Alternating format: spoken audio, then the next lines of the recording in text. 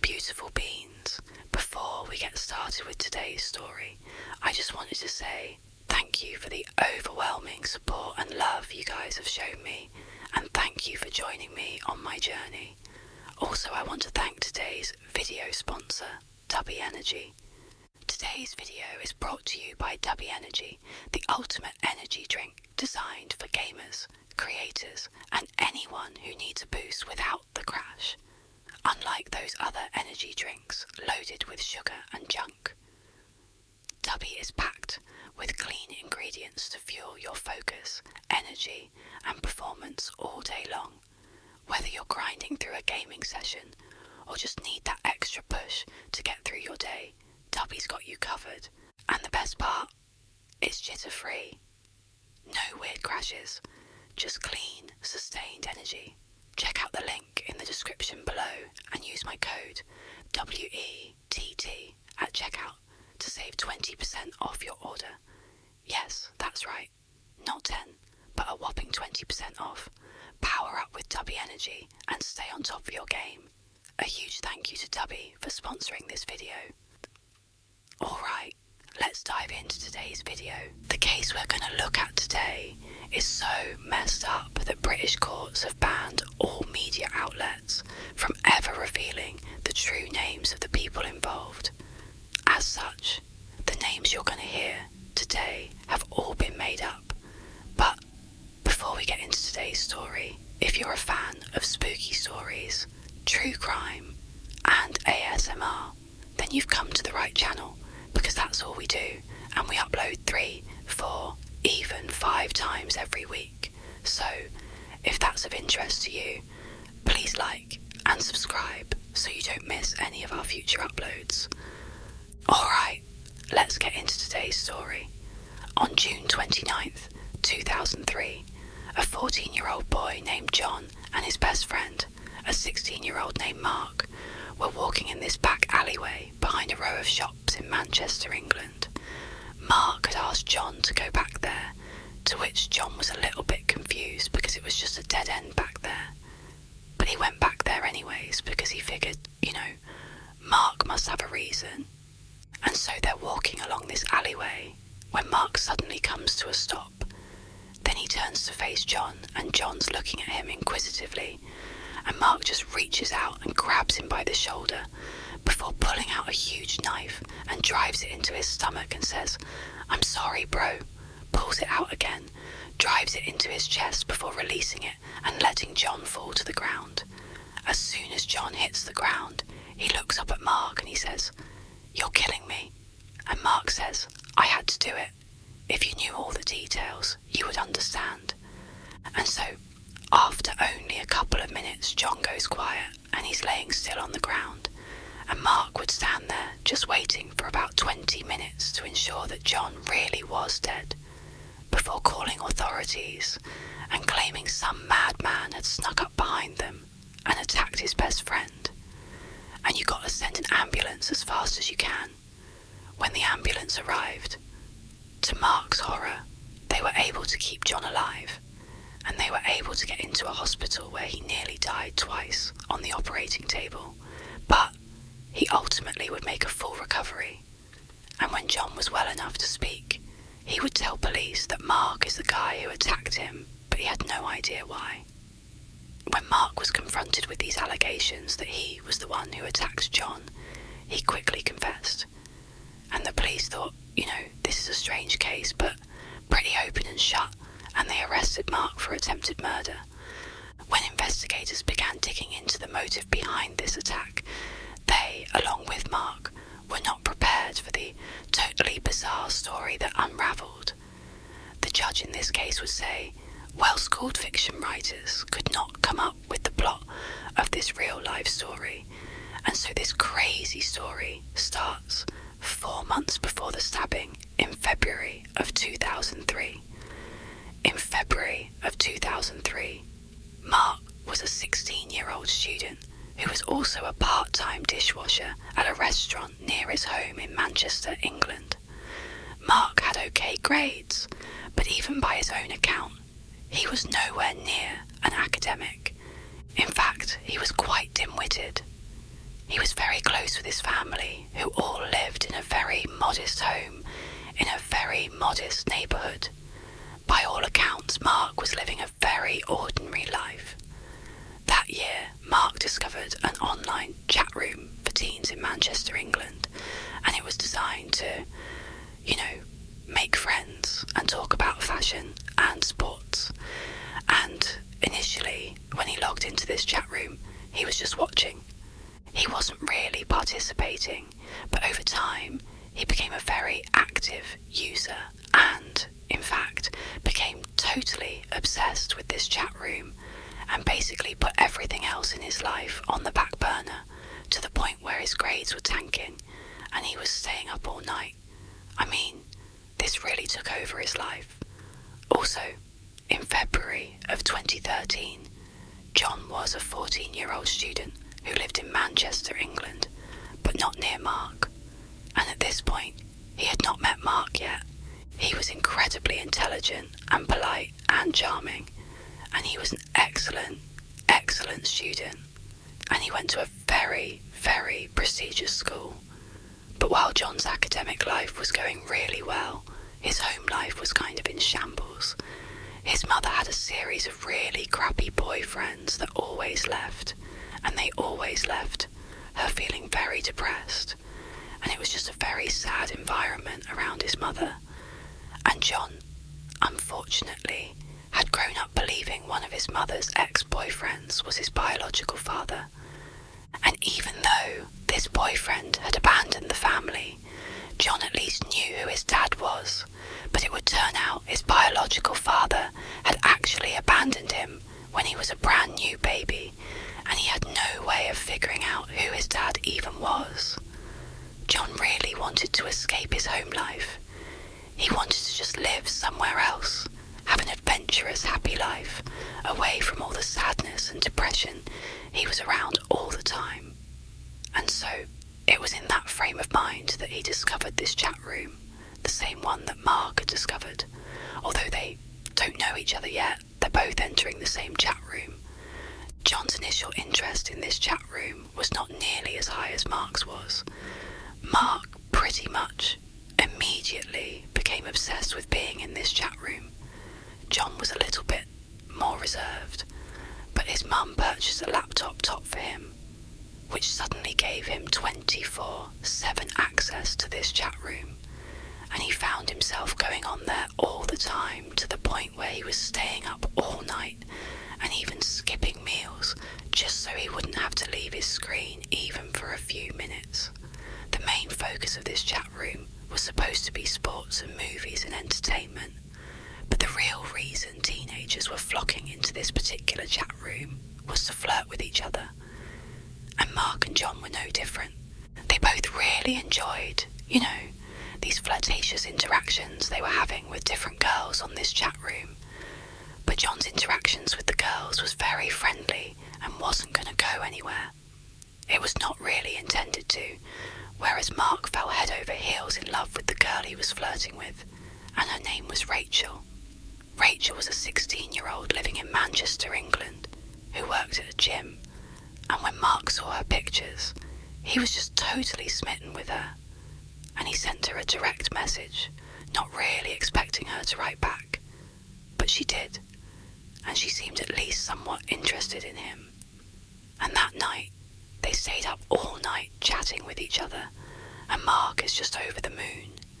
For the next couple of days, Mark and Rachel were talking non-stop on this chat room, and then at some point, Rachel says, "Hey, I really want to introduce you to this guy I met on this chat.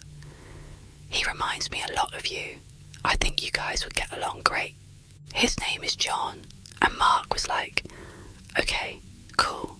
So Rachel introduced him to John, and they hit it off right away, and the three of them formed their own separate chat thread outside of the main chat room.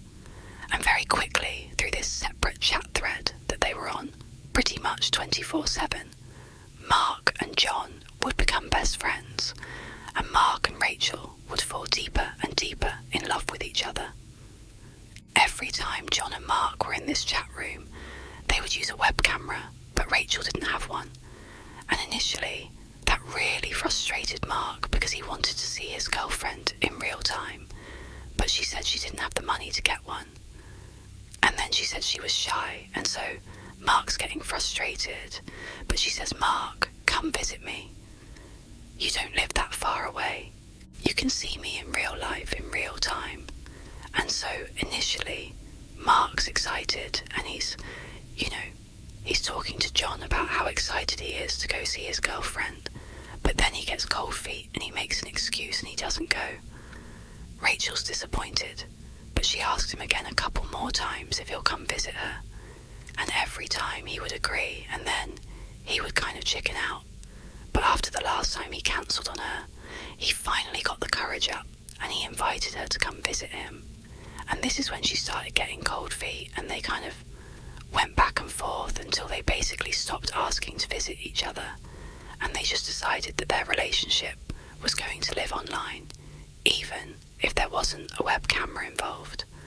About 3 months after Rachel, Mark and John had started their own separate chat thread, a new user popped up inside the main chat room. It was a fairly controlled group, so it was pretty easy to tell when there were new people added. And this individual only wrote in pink text, so he stood out. His name was Kevin, and he told the group that he was a stalker and that he had a foot fetish. And the group thought this guy was pretty weird, but they figured it was just, some kid trying to get attention.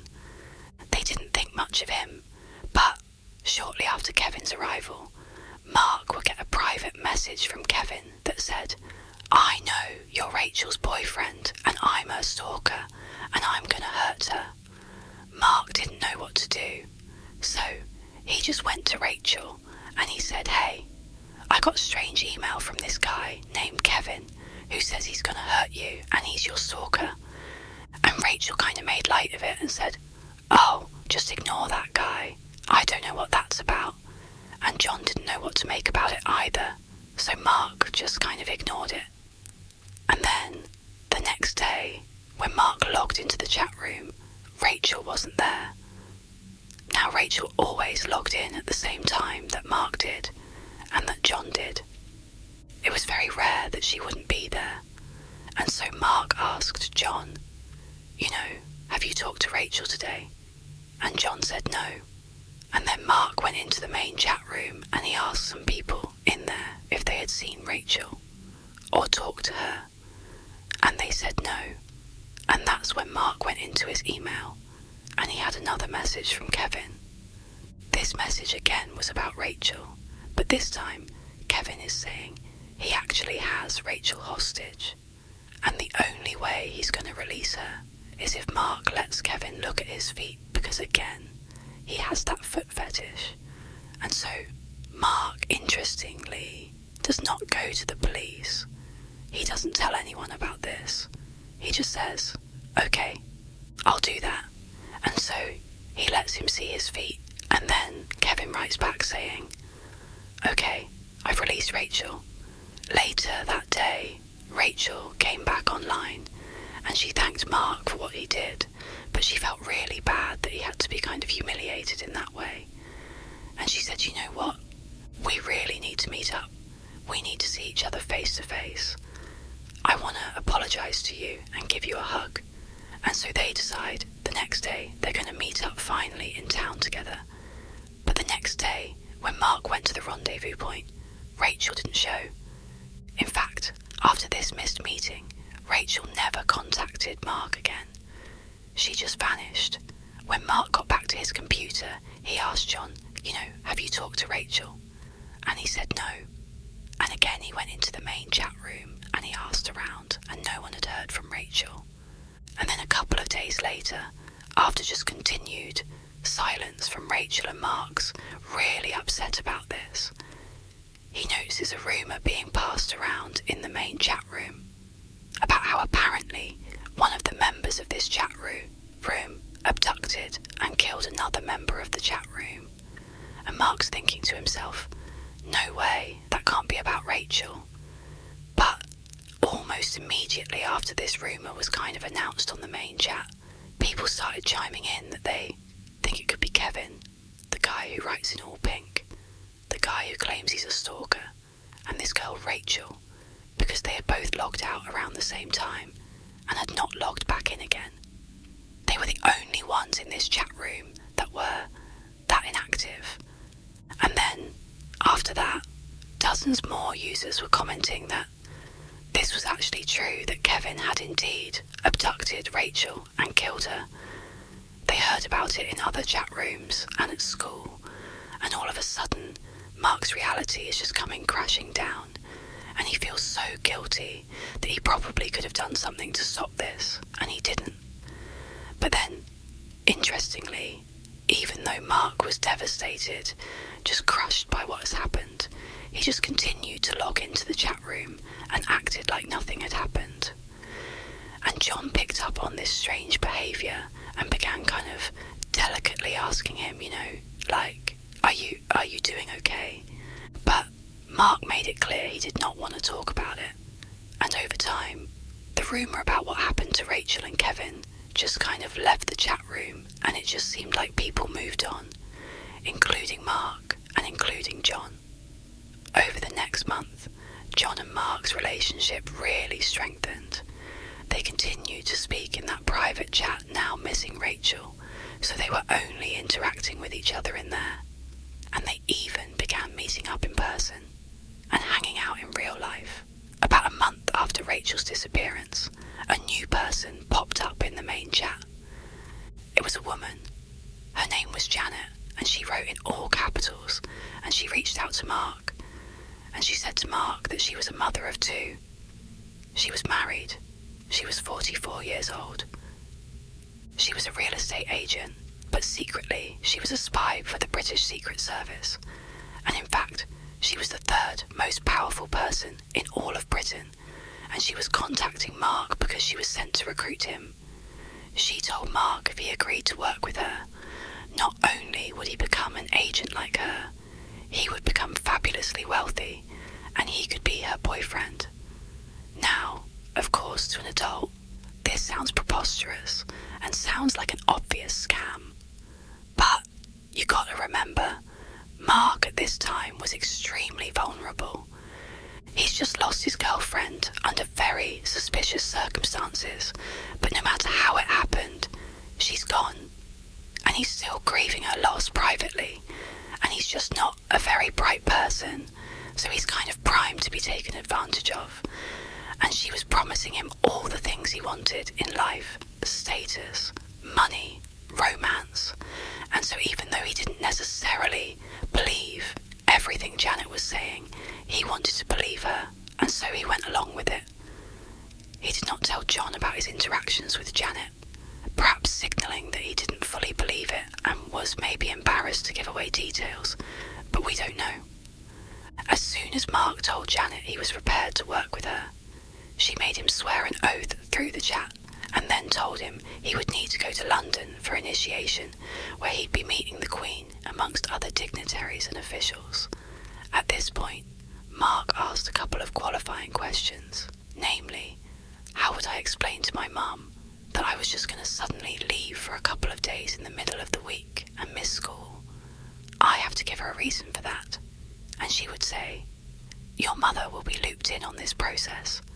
In fact, once you go to London for initiation, we'll be in touch with her, giving her progress reports on how you're doing, and you'll have 2 opportunities every day to call her. Feeling satisfied that this was in fact legitimate, he told Janet, okay, when do you want me to go? And she said, well, there's a caveat.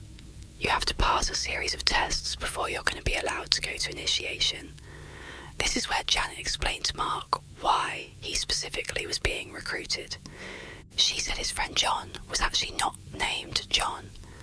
His real name was James Bell, and he was a very, very important person. But she couldn't say why until he passed his first test. And so Mark's very confused by this, and he says, okay, well, what's the first test? And she says, well, you need to demonstrate you can protect your friend, James Bell. And so I want you to escort him from his school to his dentist appointment tomorrow.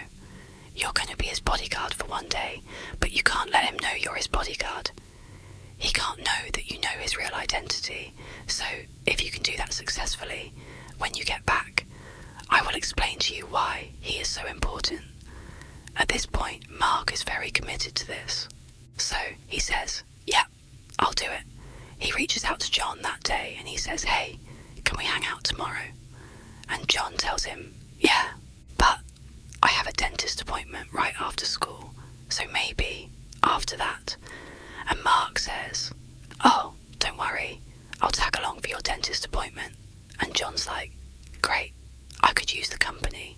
So the next day, Mark meets up with John, aka James Bell, and he walks with him from his school to his dentist appointment, and he doesn't notice anything suspicious, so he doesn't need to do any bodyguarding duties. And after the dentist appointment, the two of them just go to a mall and they spend the rest of the day together. Once Mark got back to his house and opened his computer, there was a message waiting for him from Janet. And the message said, you know, we had agents following you, and you did a great job. You passed your first test. Now, I can tell you why James Bell, your friend John, is so very important. And she told him that at the bottom of the Atlantic Ocean is this big safe that only a couple of countries know about. And inside of that safe is £568 billion, and it belongs to the Queen. But only one person has access to that safe, and that person is James Bell. Literally, his body would need to be in front of the safe for its special scanner to scan him, recognise it as James Bell, and then it would open its door. Despite its implausibility, Mark believed this was real. Not so much because he naturally believed the safe at the bottom of the Atlantic Ocean was real, but it was because he totally believed Janet was real. Janet had the ability to know what he was wearing, where he had gone that day, what he was up to. I mean, she seemed to know everything about him, and it's because she told him she has agents monitoring him all the time, disguised as bus drivers and teachers and mailmen, that basically he was under constant surveillance, and she explained to him that that's what happens when you're being recruited. We have agents watch you, so when Janet gave Mark his final test, despite how shocked Mark was at what he had to do, he was willing to do it because he really believed he was doing it for the government. The test was simple. Mark needed to kill John, aka James Bell, and she explained to him that James Bell actually had an inoperable brain tumour and he was going to die any day. And if the wrong country found out about this, they could steal his body after he died, and they could use his body to gain access to the safe.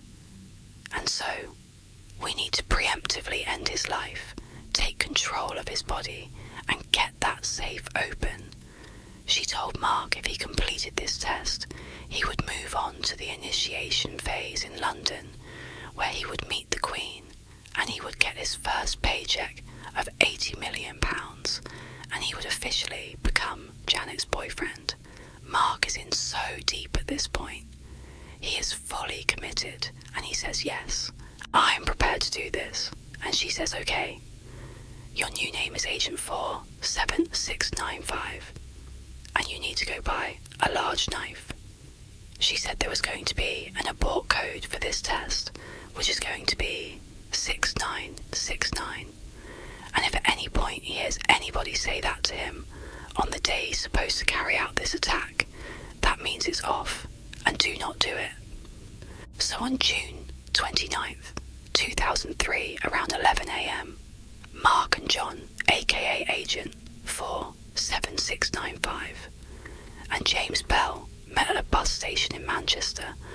Mark took John down the alleyway that Janet had instructed him to go down to commit the stabbing, and she had assured him she would be one of the first people to arrive on scene. She would be dressed as a detective, and she would ensure he did not get arrested.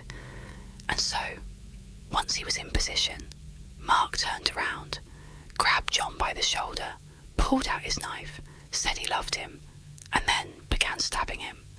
When the police arrived, Janet was not there, and Mark, after giving his statement about what happened, was asking the police officers, "When's Janet going to be here?" And no one knew what he was talking about. After John survived the attack and said Mark was the one who attacked him, Mark would tell police, "You gotta find Janet.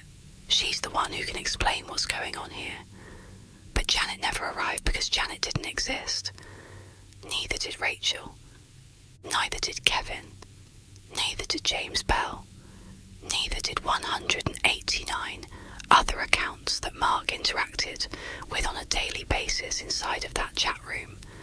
And all of those fake accounts were determined to be controlled by one person, and that one person was John. When John was confronted with all these confiscated chat logs that clearly showed he was behind all of these accounts, he confessed. John said he never entered this chat room in order to do any of the things he did, or, to manipulate Mark. He said when he joined he just saw a picture of Mark and was kind of in love with him and wanted to get closer to him, but didn't know how. So he created Rachel in order to get closer to Mark, but then became jealous of Mark's love of Rachel, so he killed off Rachel using Kevin, and he didn't expect Mark to believe it. He thought he would pick up that this is all made up when he's involving this stalker that's abducting and killing Rachel. But when he saw Mark totally believed it, John realised, wow, Mark's pretty gullible. I wonder what else I can get him to believe. And before long, he created Janet, who had complete control over Mark. And originally, John was using Janet to make Mark spend more time with John. He was going to be the bodyguard of James Bell, which was really John. When John started to feel guilty about what he was doing to Mark, he realised there was no good way out of this without kind of exposing himself, and definitely losing his friendship to Mark, something that in a weird way he really, really cherished. And so he decided that the only way to end this was for him to die. And that's when he had Janet flip the script from protect James Bell to kill James Bell. And even on the day where he was going to get attacked, he had given that abort code. So maybe some part of him thought, I don't necessarily want to go through with this, but he never used the abort code. He was literally prepared to die to protect that relationship with Mark. Mark might have had suspicions that something was up with Janet, or even Kevin or Rachel, but he never suspected John was behind any of these accounts. He learned about this betrayal when they were in court, and John is confessing once again to being behind all of these people that Mark had been interacting with. Apparently, in court, when Mark is hearing this for the first time, he was just standing there, mouth open, just completely dumbfounded that he's hearing this. And then he would say afterwards, I've been such a fool. Mark was convicted of attempted murder, but he only spent 8 months in jail. And then he was given a 2-month probationary period, where during that time he could only go on the internet with supervision, and he wasn't allowed to enter into any chat rooms. John was convicted of inciting his own murder, which no one else has ever been charged with. So this is a first. And he was not given any jail time, but he was given 3 years of probation, where in that time he was not allowed to use the internet without supervision, and he also was not allowed to enter into any chat rooms, and both boys were told they had a permanent restraining order on the other. So, for the rest of their lives, they will never interact. So, that's gonna do it, guys. Please subscribe to our channel and turn on all notifications so you don't miss any of our weekly 3, 4, even 5 video uploads. So whether I see you on Discord, TikTok, YouTube, or some combination, just know that I really appreciate your support. And until next time, that's gonna do it. Bye, cuties.